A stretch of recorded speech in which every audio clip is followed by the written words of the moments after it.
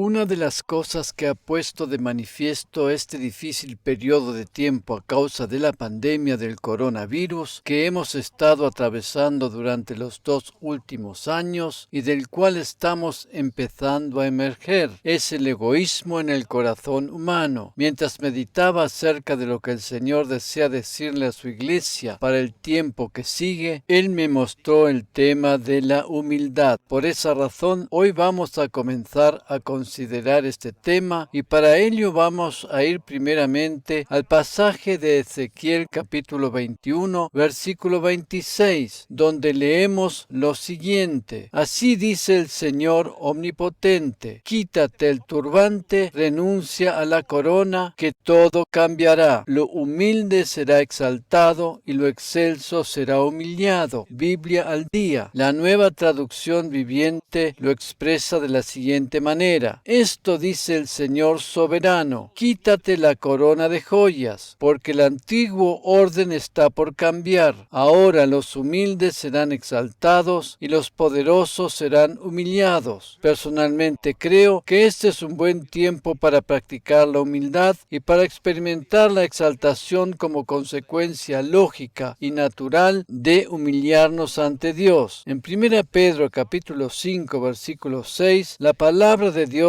nos dice: Humillaos pues bajo la poderosa mano de Dios, para que Él os exalte a su debido tiempo. Biblia de las Américas. El diccionario de la Real Academia Española define la palabra humildad de la siguiente manera: virtud que consiste en el conocimiento de las propias limitaciones y debilidades y en obrar de acuerdo con este conocimiento. La humildad bien entendida conduce siempre a la exaltación. Cuando practicamos la humildad en nuestra vida y permitimos que ella determine nuestras acciones, habremos de ser exaltados por Dios. Todos nosotros, sin excepción alguna, e independientemente del lugar o de la posición que ocupemos en nuestra vida, podemos desarrollar una cultura de humildad. Durante este último tiempo de pandemia, la Iglesia de Cristo ha sufrido bastante, pero si bien tal vez no haya podido crecer en número, habrá salido fortalecida en la fe y alcanzado una mejor calidad. Tenemos que admitir que ahora las cosas son diferentes a lo que eran antes, pero así y todo, Dios hace algo nuevo. Amén. La humildad habrá de hacer muchas cosas nuevas en nuestras vidas y habremos de vivir más satisfechos y felices. En Mateo capítulo 11 versículos 28 y 29 encontramos las palabras de Jesús que dijo: Venid a mí, todos los que estáis cansados y cargados, y yo os haré descansar. Tomad mi yugo sobre vosotros y aprended de mí, que soy manso y humilde de corazón, y hallaréis descanso para vuestras almas. Biblia de las Américas. Precisamente en los tiempos en que nos enfrentamos a desafíos que nos parecen insuperables es cuando más nos tenemos que humillar y reconocer que necesitamos la ayuda del Señor para poder encontrar descanso y paz. Jesús nos invita a tomar su yugo sobre nosotros. Esta es una expresión rabínica que significa aprender de su maestro. ¿Qué es lo que tenemos que aprender de Jesús? Humildad y mansedumbre. Muy a menudo escuchamos hablar de discipulado y sabemos que esto significa seguir a Jesús, ¿verdad? Pero si bien seguir a Jesús implica hacer lo que Él hizo mientras estaba sobre la tierra, a saber, predicar el Evangelio, ministrar a los enfermos, etc., hay algo mucho más importante todavía, y es aprender humildad y mansedumbre. La sanidad, por ejemplo, está estrechamente ligada a la humildad. La Biblia en el Antiguo Testamento nos cuenta la historia del general del ejército del rey de Siria, cuyo nombre era Naamán. En 2 Reyes capítulo 5 versículo 1 leemos en la versión Biblia de las Américas: Y Naamán, capitán del ejército del rey de Aram, era un gran hombre delante de su señor y tenido en alta estima. lepra, porque por medio de él el Señor había dado la victoria a Aram. También el hombre era un guerrero valiente, pero leproso. Imaginémonos la escena: un hombre tan valiente y exitoso en tantas campañas militares, pero físicamente enfermo de lepra. Seguramente podía verse muy bien con su uniforme militar y todas sus condecoraciones, pero debajo del mismo sufría las molestias de esa maldita enfermedad. En los versículos 2 al 14 leemos: y habían salido los arameos en bandas y habían tomado cautiva a una muchacha muy joven de la tierra de Israel, y ella estaba al servicio de la mujer de Naamán. Y ella dijo a su señora: ah, si mi señor estuviera con el profeta que está en Samaria, él entonces lo curaría de su lepra. Y Naamán entró y habló a su señor diciendo: esto y esto ha dicho la muchacha que es de la tierra de Israel. Entonces el rey de Aram dijo: ve ahora, y enviaré una carta al rey de Israel. Y él fue y llevó consigo 10 talentos de plata y 6,000 siclos de oro y 10 mudas de ropa. También llevó al rey de Israel la carta que decía: y ahora, cuando llegue a ti esta carta, he aquí, verás que te he enviado mi siervo Naamán para que lo cures de su lepra. Y sucedió que cuando el rey de Israel leyó la carta, rasgó sus vestidos y dijo: ¿acaso soy yo Dios para dar muerte y para dar vida, para que éste me mande a decir que cure a un hombre de su lepra? Pero considerad ahora y ved cómo busca pleito conmigo. Y al oír Eliseo, el hombre de Dios, que el rey de Israel había rasgado sus vestidos, envió aviso al rey diciendo: ¿por qué has rasgado tus vestidos? Que venga él a mí ahora, y sabrá que hay profeta en Israel. Y vino pues Naamán con sus caballos y con su carro, y se paró a la entrada de la casa de Eliseo. Eliseo le envió un mensajero diciendo: ve y lávate en el Jordán 7 veces, y tu carne se te restaurará y quedarás limpio. Pero Naamán se enojó y se iba diciendo: he aquí, yo pensé, seguramente él vendrá a mí y se detendrá e invocará el nombre del Señor su Dios, moverá su mano sobre la parte enferma y curará la lepra. ¿No son el Habaná y el Farfar, ríos de Damasco, mejor que todas las aguas de Israel? ¿No pudiera yo lavarme en ellos y ser limpio? Y dio la vuelta y se fue enfurecido. Pero sus siervos se le acercaron y le hablaron diciendo: Padre mío, si el profeta te hubiera dicho que hicieras alguna gran cosa, ¿no la hubieras hecho? ¿Cuánto más cuando te dice: lávate y quedarás limpio? Entonces él bajó y se sumergió 7 veces en el Jordán, conforme a la palabra del hombre de Dios, y su carne se volvió como la carne de un niño pequeño, y quedó limpio. Biblia de las Américas. El orgullo de Naamán fue fuertemente golpeado cuando vio que no era recibido con los honores que se merecía, y lo peor de todo era que le dijeron que se tenía que sumergir en el Jordán, un río de poca importancia según su propia opinión, para poder ser sanado. Él estaba seguro que, de acuerdo al rango militar que tenía, se merecía un trato preferencial. Su orgullo había recibido un golpe muy duro, pero a pesar de su enojo, él seguía siendo leproso. Cuando Naamán logró dominar su orgullo, y muy a pesar de sus sentimientos, se sumergió humildemente en el Jordán obedeciendo las indicaciones del profeta, quedó completamente limpio de su enfermedad. Su orgullo casi le impidió recibir su sanidad. Cuando aprendemos a ser humildes como fue Jesús, habremos de experimentar sanidad y restauración en nuestros cuerpos. La salud divina habrá de brotar como una fuente desde nuestro interior. Naamán no es el único ejemplo en la Biblia en relación a vencer el orgullo para recibir sanidad. Pensemos, por ejemplo, en la mujer sirofenicia que se acercó a Jesús para pedir ayuda porque tenía una hija que era atormentada por un espíritu inmundo. En Marcos capítulo 7, versículos 27 al 30, leemos en la versión Reina Valera 1960. Pero Jesús le dijo: deja primero que se sacien los hijos, porque no está bien tomar el pan de los hijos y echarlo a los perrillos. Respondió ella y le dijo: sí, Señor, pero aún los perrillos debajo de la mesa comen las migajas de los hijos. Entonces le dijo: por esta palabra palabra: ve, el demonio ha salido de tu hija. Y cuando llegó ella a su casa, halló que el demonio había salido y a la hija acostada en la cama. Esta mujer no se sintió ofendida por haber sido tratada de esa manera, sino que se humilló y recibió lo que necesitaba. Otro caso en el cual el orgullo fue un impedimento para recibir la sanidad fue el rey Asa, quien, al enfermarse gravemente de los pies, confió más en los médicos que en Dios. Debido a que él no quiso buscar humildemente la ayuda de Dios, murió 2 años más tarde a causa de esa enfermedad. Esto lo encontramos en 2 Crónicas capítulo 16 versículos 11 al 14. Hay una relación muy estrecha entre la humildad y la sanidad. Es importante que aprendamos de Jesús lo que es la verdadera humildad.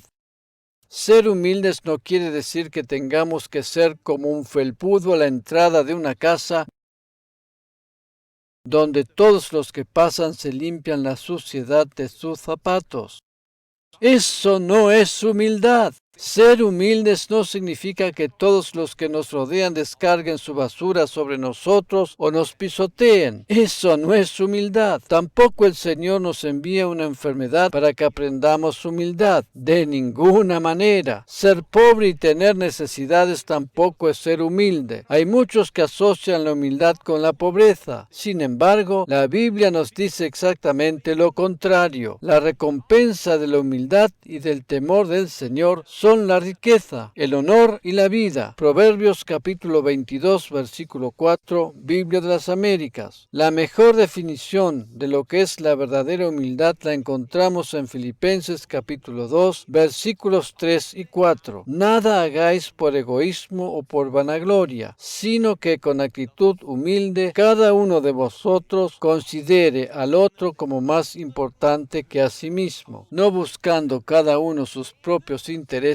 sino más bien los intereses de los demás. Biblia de las Américas. Considerar a nuestro prójimo más importante que a nosotros mismos es tener verdadera humildad desde el punto de vista bíblico. Tener verdadera humildad no significa dejarse pisotear por los demás y perder así la estima propia, sino dar prioridad a las necesidades o los intereses de los demás por encima de los nuestros, sin perder por ello nuestra propia dignidad. La verdadera humildad significa no pensar menos de uno mismo, sino pensar menos en uno mismo. Repito, no pensar menos de uno mismo, sino pensar menos en uno mismo. Si cada uno de nosotros diera prioridad a las necesidades o los intereses del prójimo, existiría mucho menos egoísmo, ¿verdad? Humildad significa pensar menos en uno mismo, pero de forma positiva. Humildad significa pensar menos en nosotros mismos al no presumir ni alardear de nuestra persona, pues toda la gloria le pertenece a Dios. Por tanto, permitimos que Dios mismo sea quien esté sentado en el trono de nuestra vida. De esa manera, quitamos la vista de nosotros mismos para ponerla en el Señor. Soy plenamente consciente de que todos nosotros, sin excepción alguna, y en mayor o menor medida, estamos dominados por el egoísmo. Pero si aprendemos el significado de la verdadera humildad, lograremos establecer un balance saludable. Todos nosotros estamos en la escuela de Jesús y podemos aprender más y más de Él. Un cambio positivo en ese sentido no habrá de producirse en forma automática de la noche a la mañana, pero sí paso a paso, hasta alcanzar niveles superiores a los que nos encontramos en la actualidad. El orgullo, lo cual es precisamente lo opuesto a la humildad, es el arma más poderosa que el enemigo utiliza contra nosotros. El primer pecado tuvo que ver con el orgullo, y el primer pecador fue precisamente Satanás. Cuando hablamos de pecado siempre pensamos primeramente en Adán, pero en realidad el primer pecador fue Satanás, o Lucifer, como se llamaba en el principio. La Biblia, cuando se refiere a los requisitos que debe reunir un líder de una iglesia, dice, entre otras estas cosas que no debe ponerse a una persona que sea nueva en la fe. En 1 Timoteo capítulo 3, versículo 6 leemos: no un recién convertido, no sea que se envanezca y caiga en la condenación que cayó el diablo. Biblia de las Américas. La condenación en la que cayó el diablo es el orgullo. Él se ensalzó en su corazón contra Dios. Ninguna persona recién convertida debería ocupar un puesto de liderazgo porque eso le dañaría. El camino para ser ensalzado es aprender primero humildad. Yo creo que cada persona nueva que llega a la iglesia debería aprender primero a realizar tareas simples y sencillas, como pueden ser la limpieza de los baños. Yo lo hice por algún tiempo al comienzo de mi vida cristiana. Debemos estar más que agradecidos a Dios por todos aquellos que sirven en esas tareas que no son tan visibles ni tenidas en cuenta, pero no por ello menos importantes. Aquel que está dispuesto a hacer esa tarea también estará preparado para una responsabilidad mayor. Darle tareas de gran responsabilidad a personas nuevas en la fe no es nada bueno porque pueden caer fácilmente en el orgullo. En Ezequiel capítulo 28 versículo 17 leemos acerca de la manera en que Lucifer fue arrojado fuera de la presencia de Dios a causa de su orgullo. Se enalteció tu corazón a causa de tu hermosura, corrompiste tu sabiduría a causa de tu esplendor, te arrojé en tierra, te puse delante de los reyes para que vieran en ti un ejemplo. Biblia de las Américas. El orgullo fue la razón por la cual Lucifer se convirtió en el diablo Satanás. La Biblia dice que el diablo anda alrededor de los creyentes buscando la manera de tentarlos para que caigan en pecado. A menudo se habla de diferentes tipos de tentaciones, casi todas asociadas con sexo, pero la más grave de todas las tentaciones es el orgullo, porque con esto viene todo lo demás. Todos nosotros, sin excepción alguna, estamos enfrentados a caer en esa tentación. El asunto es que no podemos liberarnos del orgullo por medio de una oración. El único remedio para no enorgullecernos es mantenernos humildes. De otra manera, la Biblia no nos daría la recomendación que nos humillemos delante de Dios. Si fuera posible liberarse del orgullo por medio de la oración, ya lo hubiésemos hecho hace mucho. En el momento en que creemos estar libres del orgullo y hacemos alarde de ello, entonces somos realmente orgullosos. Si no podemos ser liberados del orgullo por medio de la oración, ¿cómo podemos llegar a ser realmente humildes? La principal manera de alcanzarlo es darle prioridad a nuestro prójimo por encima de nuestros propios intereses y ser amable con los que nos rodean. Jesús dijo que aprendamos de él que fue manso y humilde de corazón. En su ministerio terrenal, él siempre pensaba primero en los demás y en la obra de la cruz. Pensó más en nosotros que en sí mismo. Él hizo su obra redentora por nosotros. Seguramente que tuvo que luchar con su naturaleza humana y sus sentimientos. De hecho, le pidió a su Padre si fuera posible pasar de lado esa copa amarga, y eso nos da la pauta de su lucha interior. Pero, así todo, decidió ponernos a nosotros en primer lugar. La Biblia dice que Jesús fue a la cruz por medio del gozo puesto delante de él. Dicho de otra manera, nuestra salvación eterna le fue más importante que su propio sufrimiento. Verdadera humildad es poner los intereses de los demás por encima de los propios. Naturalmente que no vamos a llegar a alcanzar de golpe un grado de perfección en ese sentido, pero es importante que nos concienticemos y nos comencemos a mover poco a poco en esa dirección. No nos humillamos con el propósito de recibir recompensa, pero la humildad trae recompensa en sí misma y por sobre todas las cosas atrae la gracia. Amén. Podemos elegir entre ser personas repelentes o atractivas. Toda persona que posee mucha gracia divina es una persona que atrae a los demás. Eso es precisamente lo que hace la humildad, atraer la gracia divina. No es que practicamos la humildad para conseguir más gracia, sino que ésta viene como resultado natural de la misma. Todo aquel que se cree autosuficiente y no quiere tener nada que ver con Dios es sumamente orgulloso. Por otra parte, todo aquel que reconoce que necesita a Jesús es una persona humilde. Eso es lo que la Biblia nos dice en Santiago capítulo 4, versículo 6. Pero Él da mayor gracia. Por eso dice, Dios resiste a los soberbios, pero da gracia a los humildes. Reina Valera actualizada 2015. Es interesante notar que en el original griego, lo que en español se traduce como mayor es el término megas. Strong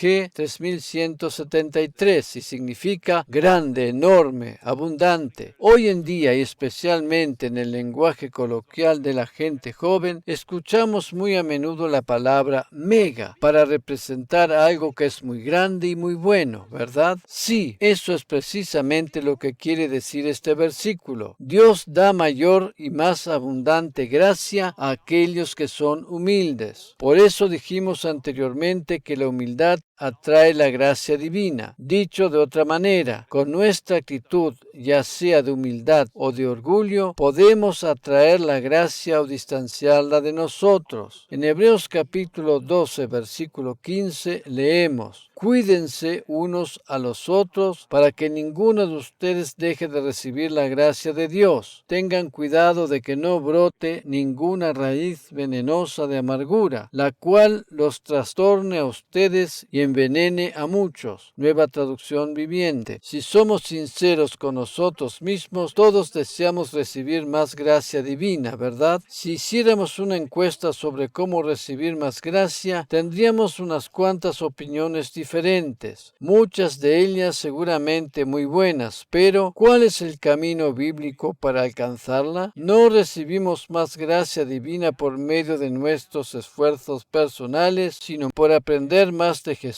y escudriñar su palabra. Como ya hemos visto en enseñanzas anteriores, la gracia divina es la mismísima persona de Jesús.